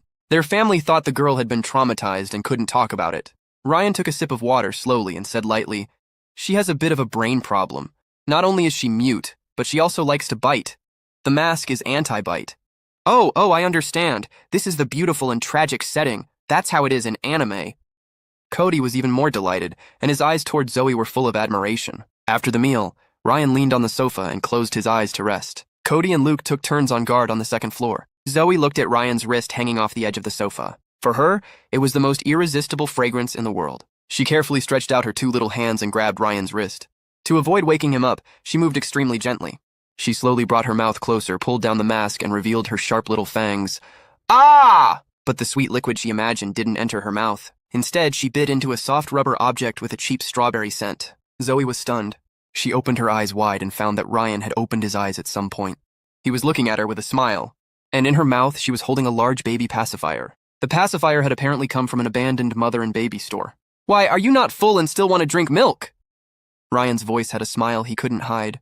He pressed the pacifier with one hand, and the other hand unceremoniously rubbed Zoe's head. "Still trying to sneak up on me?" Zoe exploded. A scholar can be killed but not humiliated. He actually used children's things to fool her.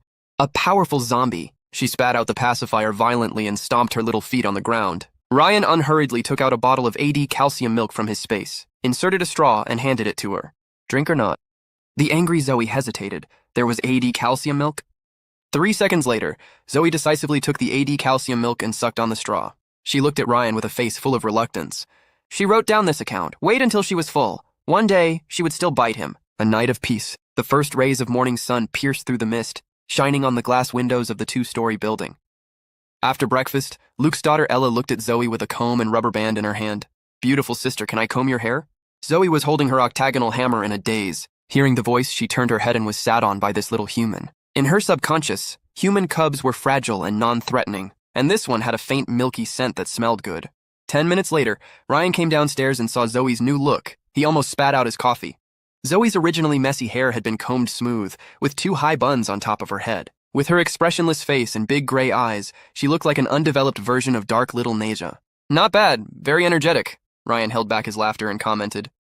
Zoe didn't understand what he was praising, but she saw Ryan smiling, so she also pulled out a stiff smile and showed 2 pointed little fangs. "Let's go." Ryan put away his smile and gave the order. The convoy hit the road again. The weather was exceptionally good today. Sunshine, gentle breeze. If not for the occasional abandoned vehicles and wandering zombies on the roadside, it would have felt like an ordinary family road trip. After about 2 hours, a huge arch with mottled paint appeared ahead. The 4 words on it were still clearly legible. Sunshine Amusement Park. Brother Ryan, there's an amusement park ahead. Should we go in to collect supplies? There might be a canteen inside. Luke slowed down. Ryan was about to say no when he suddenly heard a deafening song coming from the amusement park. I love you walking in a dark alley, and I love the way you don't kneel. The song echoed through the empty amusement park, looking both lively and eerie.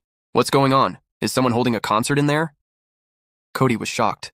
As the off-road vehicle approached, everyone finally saw the gate of the amusement park. The high iron gate was closed tight, and outside it, 3 layers of zombies were crowded around. At least 100 of them were attracted by the music, frantically slamming the iron door trying to get in. And inside the iron gate, on a high-security booth, stood a little old man with gray hair, wearing a security uniform. The old man was holding a loudspeaker in one hand, and next to him was a high-power speaker blasting music. "Retreat, you ugly monsters! Don't even think about touching a hair of the children behind me!" The old man shouted and waved a mop in his hand. "Brother Ryan, are we going to save them?" Luke nervously gripped the steering wheel. With so many zombies, a direct fight was impossible. Ryan frowned, his brain racing for a breakthrough. But before he could come up with a perfect plan, he heard a whoosh. A small figure had already rushed out of the back of the off-road vehicle. It was Zoe. It turned out that when Zoe heard The Lonely Brave playing in the car, some mysterious gene in her body seemed to have awakened. Her 2 short legs shook uncontrollably to the rhythm. In the end, she couldn't hold back. She picked up her octagonal hammer and jumped out of the car. "Zoe, come back!" Ryan shouted, but it was too late. "The handsome father is on. Master's ultimate move." Cody was so excited in the car. The old man also saw it. From a distance, he couldn't see Zoe's face clearly. Only a little girl with 2 high buns rushing over with a big hammer. "Oh, where did this child come from? Run! That's a pile of zombies. It's not a bunker." The old man was so frightened, he dropped his horn and waved his hands desperately. Zoe ignored the old man's shouts completely. She rushed to the outer edge of the zombies. But instead of directly swinging her hammer, she suddenly remembered something. Amusement park. Playing games. Whack-a-mole, right. Mom had taken her to play whack-a-mole. Zoe's gray eyes flashed with excitement. She clenched the octagonal hammer with both hands, raised it high, and aimed at the head of a zombie on the outermost side. With a bang, the zombie's head was smashed directly into its body by the immense force. The whole zombie instantly became half a person shorter, like a nail driven into a wooden board, planted straight into the ground, motionless. She kept moving like a ruthless assembly line worker. Bang, bang, bang! Accompanied by the passionate rhythm of The Lonely Brave, Zoe's actions were fluid.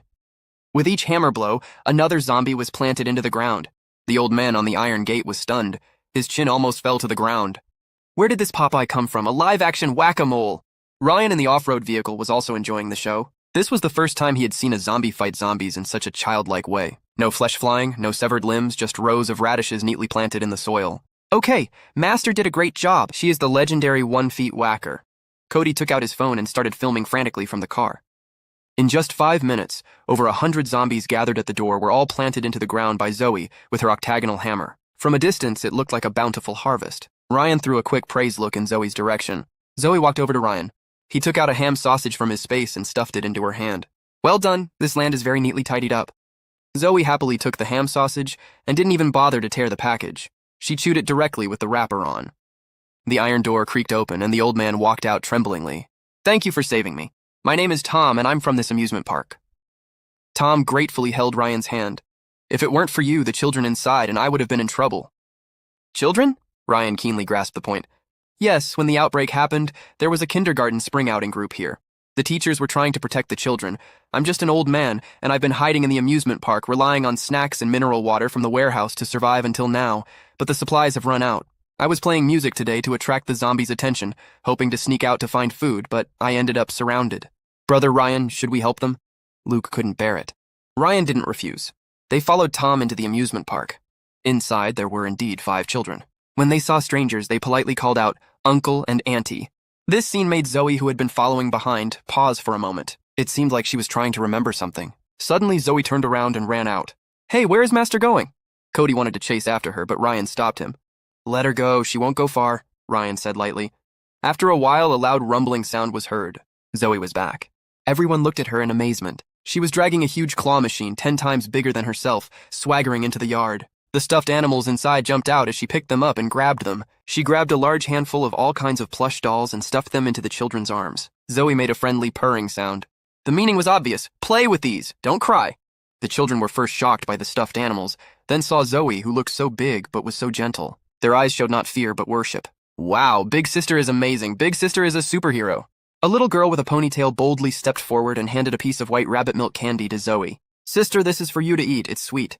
Zoe looked at the milk candy, then at the little girl's clear eyes. She carefully took the milk candy and threw it into her mouth, wrapper and all. Chew, chew, chew. This was the first time Zoe hadn't spit out food besides meat. Because it was very sweet, sweet to the heart.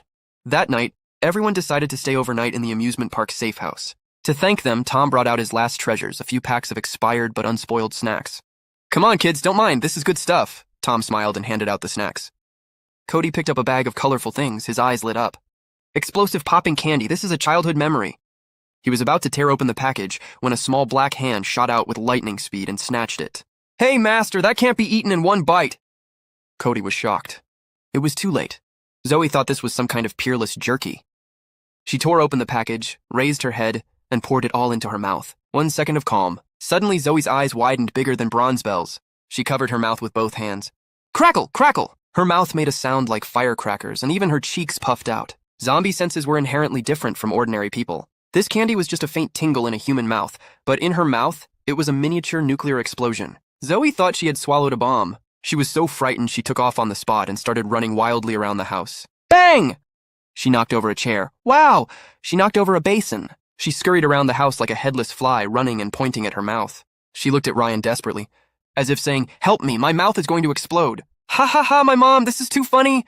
Cody laughed so hard he fell to the ground. Ryan also couldn't help but laugh, but he knew if he didn't stop her, this little thing would tear the house down. He grabbed the back of Zoe's neck and held her down. Then he conjured a can of iced cola out of thin air from his space. He pulled the tab with one hand and poured it directly into Zoe's mouth. Instantly, the popping candy was suppressed. Zoe was stunned for 2 seconds, then let out a satisfied sound. The sound was so loud that even the window glass vibrated. Zoe touched her now calm stomach, and a hint of satisfaction flashed in her gray eyes. So this black water is delicious. She turned her head and looked at the empty can in Ryan's hand, sticking out her tongue to lick her lips.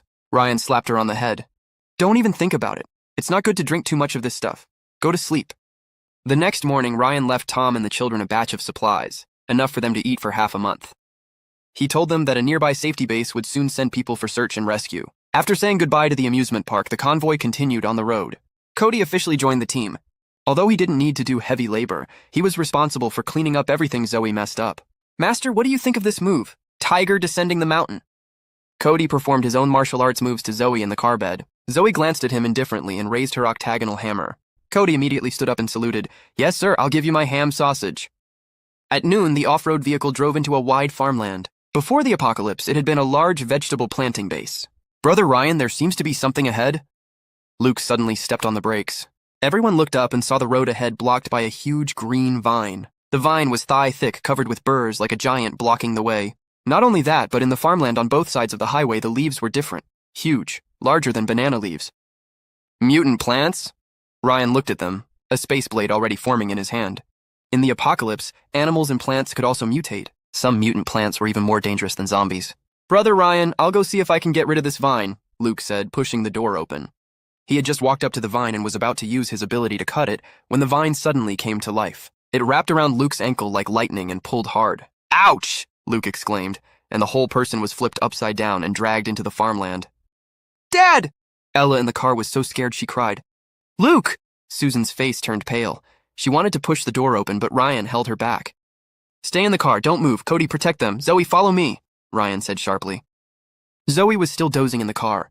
Hearing work, she immediately jumped out energetically, grabbed her hammer, and followed Ryan into the farmland. In the farmland, the vegetable leaves taller than a person covered the sky. Ryan wielded his space blade and cut off several vines trying to sneak attack. Finally, he found Luke hanging upside down in an open space. And the culprit that had entangled Luke was actually a huge carrot. This carrot was as tall as 2 floors, orange-red all over, with green leaves at the top waving like tentacles. It didn't hurt Luke. It just hung him in midair and swung him around as if playing with him. What kind of thing is this? Has it become a spirit? Ryan was speechless. Before Ryan could make a move, Zoe had already rushed up from behind. She looked up at the huge carrot. It definitely could stew a lot of meat. Roar!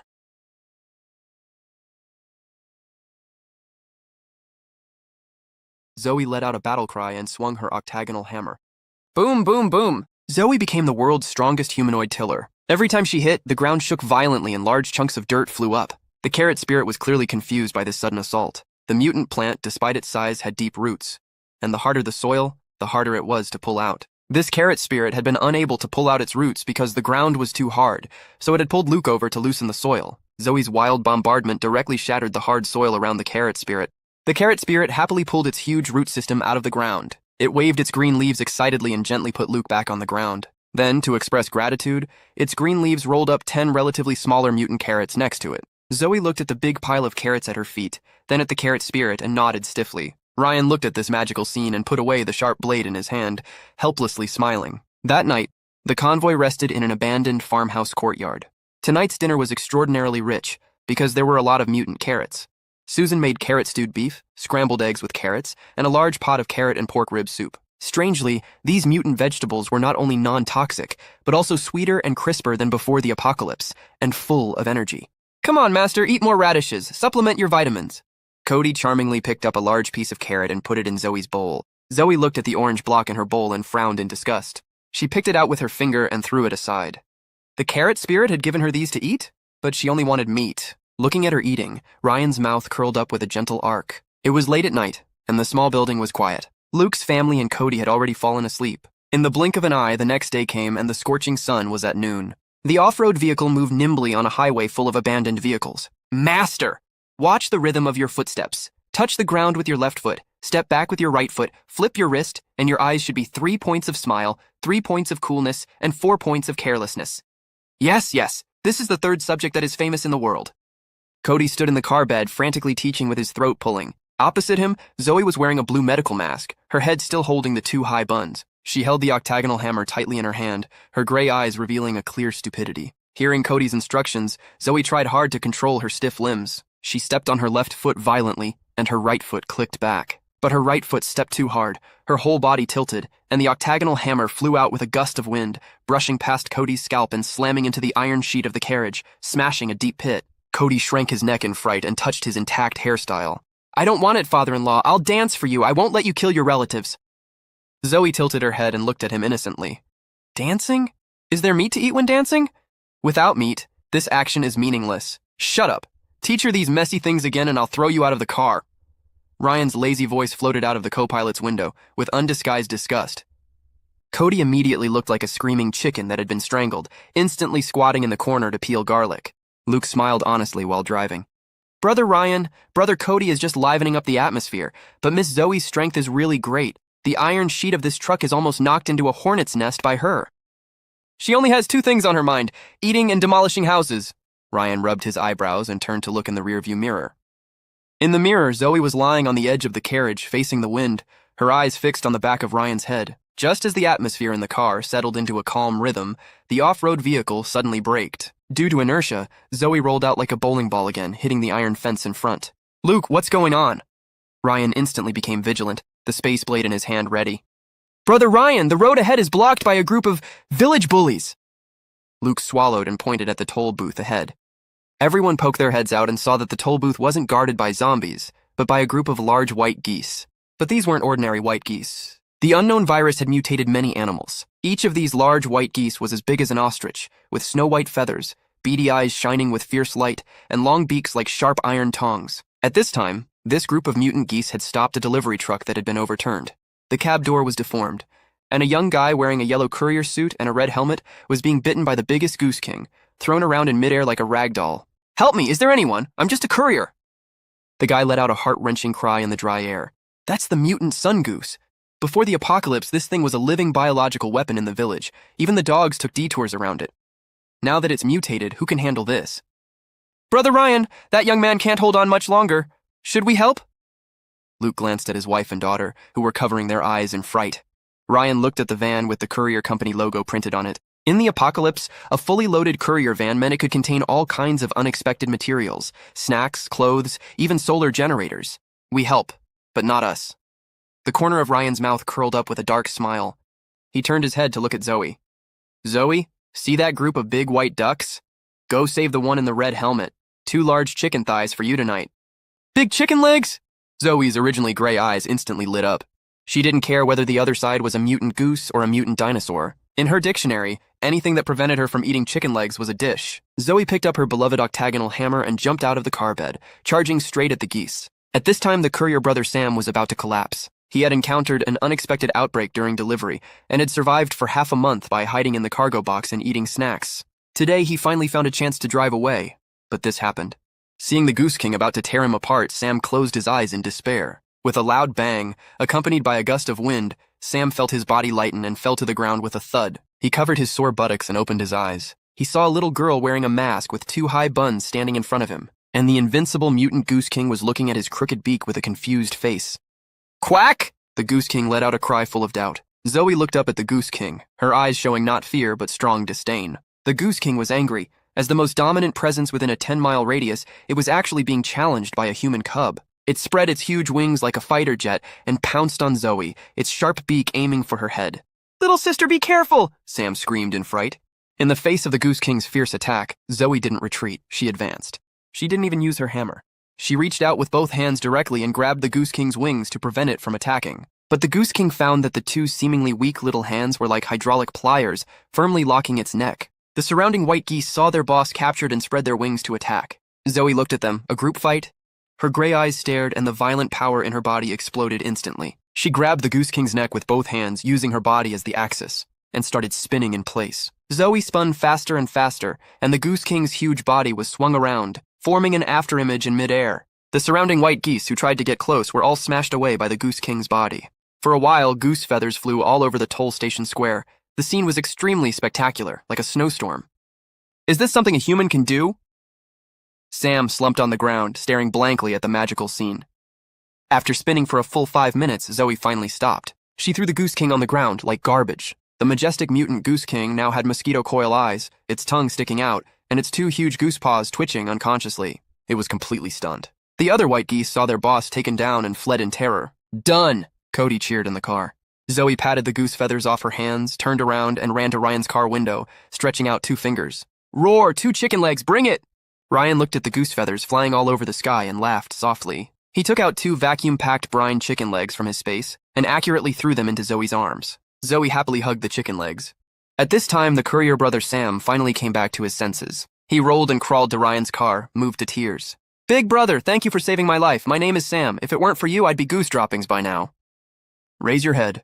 Ryan glanced at him lightly. "This car is yours?" "Yes, yes." Sam was a clever person and immediately understood what Ryan meant. "Big brother, this car is full of deliveries I was carrying before I died. All kinds of snacks and good stuff. You saved my life. You can take whatever you want from this cart." Ryan got out of the car and took a look. It was really full of large and small parcels. Cody suddenly moved out of a large cardboard box wrapped in thick foam paper, full of excitement. "This packaging and this smell, definitely the king of fruits." He found a knife and opened the cardboard box. An extremely domineering and strong odor, with a hint of indescribable smell, instantly filled the air. "What does it smell like? Who pulled their pants?"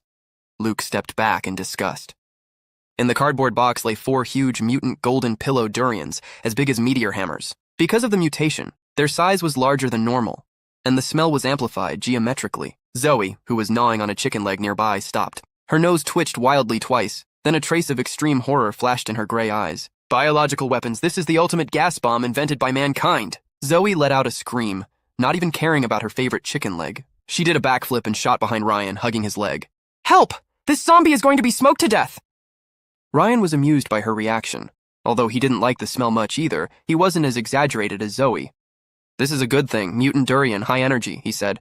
Cody wasn't afraid. He opened a durian with his bare hands. The golden flesh like creamy ice cream was exposed, and the smell grew even stronger. Cody grabbed a piece of pulp and stuffed it into his mouth, eating with a face full of intoxication. "So fragrant, melts in the mouth." Ryan looked at the trembling Zoe hiding behind his leg. His black belly attribute awakened again. He walked up to Cody and took a small piece of durian pulp with his bare hands. "Zoe, come out." Ryan's tone was flat. Zoe shook her head desperately. "No, no, no. Even if she died, she wouldn't go out." "Eat something good for you. It tastes better than meat," Ryan began to coax. Hearing it was better than meat, Zoe's defense line wavered. She carefully poked her head out from behind Ryan's leg, her gray eyes vigilantly fixed on the yellow object in his hand. "Ah!" Ryan motioned for her to open her mouth. Zoe struggled for 2 seconds, then hesitated. Ryan was quick. He stuffed the piece of durian directly into her mouth. The first second, it stinks. The second second, oh, it's a bit... The third second, wait, it actually has a strange milky fragrance. Zoe's eyes opened wider and wider and her resisting hands dropped. She chewed and swallowed the pulp in her mouth, even sticking out her tongue to lick her lips. Ryan let go of his hand and looked at her with a smile. How is it? Still stinky? Zoe was stunned for 2 seconds, then suddenly pushed Ryan aside. She ran over to the cardboard box, picked up a mutant durian bigger than her head, and directly tore it open with her hands, stuffing the flesh into her mouth. Roar! Roar! It smells so good! It's all mine! Watching Zoe protect the durian like a little hen guarding her chicks, everyone was speechless. Brother Ryan, Miss Zoe's appetite is really something. Luke wiped his sweat. Ryan was also a little suspicious. It seemed like she didn't have to eat only meat anymore. In the evening, to thank everyone for saving his life, Sam offered to show them the way. Brother Ryan, there's an abandoned, large logistics transfer station not far ahead. I've worked there. I know the terrain inside. There are solid warehouses there. It's absolutely safe for us to spend the night there. Sam enthusiastically drove his truck in front to lead the way. The convoy arrived at the logistics transfer station before dark. It was surrounded by high walls, and the iron door was locked. It was indeed a good place to defend. After everyone cleaned up a few wandering zombies in the duty room, they set up camp in the warehouse. Because Zoe had saved people during the day, Ryan specially approved. Besides the durian, she could also get an extra giant ham sausage for a late-night snack. Zoe hugged the ham sausage happily, leaned against her octagonal hammer, and soon fell asleep. In her dream, she even dreamed of mountains of ham sausages and beef meals. Ryan was sitting nearby, fanning her. In the dead of night, everything was silent. It was Cody's turn to guard the second half of the night. This kid had been in high spirits during the day and was now sleepy. He held a mop and sat by the door, his head nodding off little by little. Just as he was sleeping soundly, the edge of the sewer manhole cover in the corner of the warehouse made a slight rustling sound. A few gray mutant mice as big as adult cats sneaked out of the sewer. Their eyes flashed with a cunning red light, and their IQ was obviously not low. These were the unguardable gutter oil rats of the apocalypse. They didn't eat people. They specialized in stealing human supplies. The mice sniffed and tracked all the way to where Zoe was sleeping. A bold mouse saw a ham sausage that Zoe hadn't opened and quietly crept over, biting the packaging with its sharp front teeth, trying to drag it away. Zoe instinctively tightened her grip in her sleep, letting out a dissatisfied murmur. The mouse saw it couldn't drag it away and became anxious. It called to its companions, and 3 other mice immediately ran over. Together, the 4 mice bit the other end of the ham sausage and started a tug of war. The sausage slipped out of Zoe's arms. The rats were overjoyed. They immediately carried the ham sausage like a palanquin and quickly ran back toward the sewer hole. 5 minutes later, in Zoe's dream, she was about to receive a mountain of ham sausages, but suddenly found the mountain had collapsed. She opened her eyes. Empty! It was empty! Her hard-earned supper, her arm-thick ham sausage, was gone. Zoe bounced off the ground in an instant. Her eyes lit up with a gray-white light in the dark night. Her nose sniffed wildly in the air like a police dog. The smell of meat, plastic bags, and a foul smell of rats. Zoe's eyes locked on the sewer not far away. There, half of a bitten red plastic packaging bag lay alone on the ground. A deafening, violent roar instantly tore through the warehouse. Cody, who was dozing off, was so frightened that the mop in his hand flew out. Enemy attack! There's an enemy attack! Ryan, Luke, and Sam immediately turned over and jumped up, weapons in hand. What's going on? Ryan turned on his flashlight and pointed it at the source of the sound. Zoe seemed to be burning with black resentment all over her body. She tore off her mask, revealing her sharp tiger teeth, and without hesitation went to the sewer outlet and lifted it. Aiming at the thick concrete floor, she started smashing wildly. Boom, boom! The whole warehouse vibrated, dust flying everywhere. Oh my God, Miss Zoe is going to demolish it. What are you doing not sleeping in the middle of the night? Luke shouted in horror. Ryan used his flashlight to illuminate the half-section plastic bag on the ground and instantly understood. He pressed his forehead in exasperation. Her snacks were stolen by mice. That's right, Zoe was crazy. If you drill holes in the ground, then she'll lift this land. Watching Zoe go crazy, the cement floor was quickly smashed open, exposing the underground drainage pipe below. Hundreds of mutant rats were awakened by this terrifying shock and poured out like a black tide, making frightened, squeaking sounds. Mutant rat tide! Sam was so scared his face turned white. Brother Ryan, run! Although they don't bite fatally, they can infect diseases. Ryan didn't move. He pulled a chair and sat down, looking at Zoe with interest. What are you running for? There's a good show to watch. Zoe stood in the middle of the rats, completely ignoring the ones trying to bite her calf. Her gaze pierced through the rats and fixed on a dog-sized, fat-as-a-gas-canister Rat King. And in the Rat King's front paws was tightly held the half-bitten ham sausage. Roar! Give me back my meat! Zoe roared angrily. She used her octagonal hammer as a golf club and swung it. Bang! A mouse was accurately drawn away, crossing a parabola in the air and hitting the wall in the distance, turning into a rat pancake. Bang, bang, bang! The mice were accurately pumped away by her sledgehammer. No meat flying, only rat shells flying all over the sky. The fat Rat King was stunned.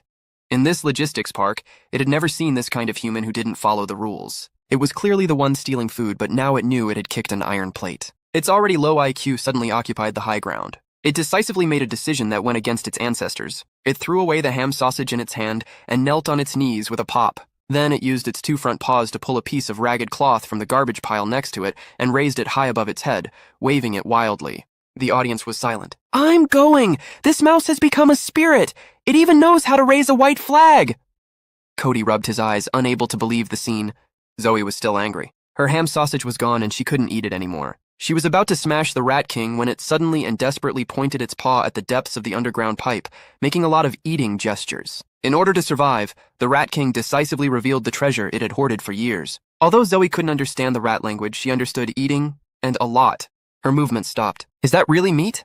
The Rat King nodded frantically, almost swearing to the sky. "Brother Ryan, that mouse seems to be saying there are supplies down there." Luke also came over. Ryan stood up, walked to the edge of the pit, and shone his flashlight down. Sure enough, deep in the smashed pipe, he could vaguely see an iron door with a broken explosion-proof net. "Sam, is there a reserve warehouse underground in this logistics park?" Yes, Sam nodded repeatedly. This was a combat readiness reserve built before the apocalypse, full of compressed biscuits, canned meat, and dehydrated vegetables. How did I forget this? Ryan smiled, and his eyes looked at Zoe with a hint of appreciation. "Zoe, you've made a meritorious service again." For the next hour, the Rat King, as fat as a gas canister, completely worked for Zoe. It commanded the remaining little rats like workers on an assembly line, lining up to get into the basement, carrying boxes of canned meat and compressed biscuits on their heads, and bringing them to the ground with a whistle. Zoe sat on a high place, holding half a cup of iced black tea, supervising the work with filial piety. Every time she saw a rat slacking off, she knocked it with her sledgehammer. The rats were so scared they worked even harder. "This is the dark version of the cartoon Cory Rat," Cody complained while helping to load the car. At dawn, all the supplies in the warehouse were emptied. The off-road vehicle and the truck were packed full. The Rat King and its little brothers collapsed to the ground from exhaustion, watching this group of live bandits leave. The convoy set off again, facing the rising sun. However, it hadn't been long before... "Brother Ryan, it seems someone has set up a barricade ahead," Luke suddenly reported. Ryan opened his eyes and looked through the windshield. About 200 meters ahead, several scrapped cars were placed horizontally and vertically, completely blocking the road. Behind the barricades were more than a dozen burly men. They held steel pipes, machetes, and even 2 homemade shotguns. The leader was a bald fat man with a face full of flesh, a thick gold necklace around his neck, a toothpick in his mouth, looking invincibly arrogant. "This mountain is mine to plant, and this tree is mine to grow. If you want to pass, leave your money. Everyone in the car get out." "Brother Ryan, we've met a roadhog," Cody rubbed his hands excitedly. "This typical cannon fodder villain doesn't live 3 minutes in anime. Leave it to me." "You save it. They have guns." Ryan pressed Cody's shoulder. "Reasoning with people like this is useless. You have to fight fire with fire." Saying that, he turned his head and shouted at Zoe, who was boredly picking at the ham sausage plastic wrap in the back. "Zoe, someone wants to steal your meat."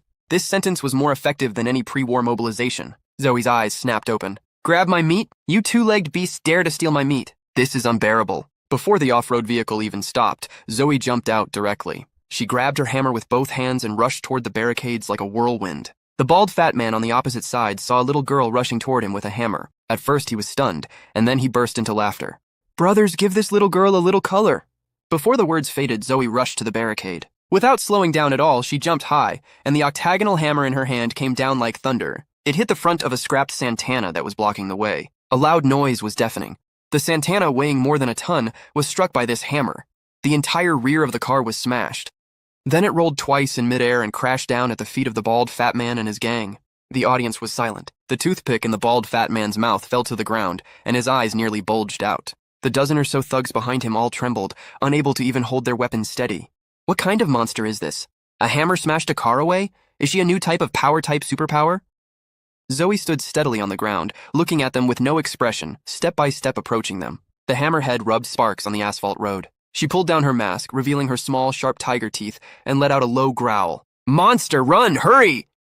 The bald fat man was so frightened that his soul nearly left his body. He turned and tried to run, but his fat body moved like a ball. The scene that followed was tragic and very comedic. Zoe didn't need to use her hammer to smash them. That would be too dirty. She directly used the octagonal hammer as a giant fly swatter and started swinging. Bang!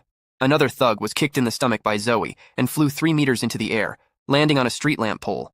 The bald fat man was so frightened that he turned his head and ran, his fat body bouncing like a ball. Zoe rushed up and grabbed the back of his collar with one hand. Then she used her free other hand to aim at his big bald head. Pop, pop, pop, 3 crisp slaps. "Ouch! Auntie, spare my life. I was wrong. I won't do it again." The bald fat man was slapped so hard he saw stars and a big bump visibly rose on his head. In less than a minute, this group of roadhogs was all taken down. They knelt neatly on the side of the road, holding their heads with both hands, singing Conquest. The convoy drove slowly past. Ryan pressed the window and glanced coldly at them. Let me see you blocking the road and robbing in the future. It won't be as simple as being beaten. Get out of here. Yes, yes, Uncle, go slowly, Auntie, go slowly. The bald fat man nodded repeatedly. Zoe carried her hammer, raised her chin arrogantly, and ran back into the car bed. Master is mighty. Master is domineering. Master has dominated the rivers and lakes for thousands of years. Cody applauded wildly in the car, almost pulling out a banner. Night fell. The convoy didn't find a suitable building, so they could only camp under an abandoned viaduct. The terrain here was high, the view was wide, and it wasn't easy to be surrounded by zombies. After dinner, everyone gathered around the fire to rest.